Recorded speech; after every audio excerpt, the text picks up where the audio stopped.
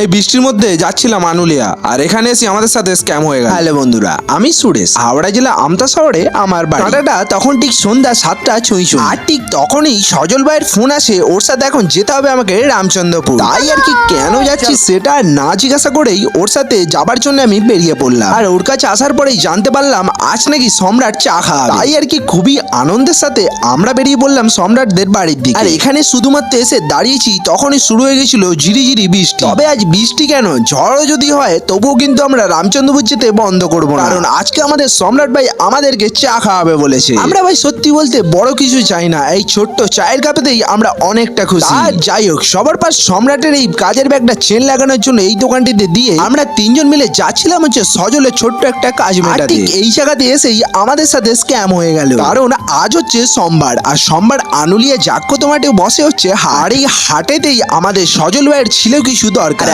আজ হয়তো বৃষ্টির জন্য হাটটা পুরোপুরি বন্ধ আছে। তাই আর টাইম না ওয়েস্ট করে আমরা চলে আসি আমাদের রামচন্দ্রপুরে ফেমাস চায়ের দোকান বাবাটিতে। সে ভাই যত গরমই পড়ুক না কেন, চা খেতে আমাদের বেশ ভালোই লাগে। চা খাওয়া কমপ্লিট করে সম্রাটের এই ব্যাগটা নিয়ে আমরা চলে আসলাম বাড়িতে। আর তোমরা যদি কেউ জেনে থাকো এই সোমবার হাটটা এখানে বসে কিনা, সেটা আমাকে প্লিজ কমেন্টে জানিও তো।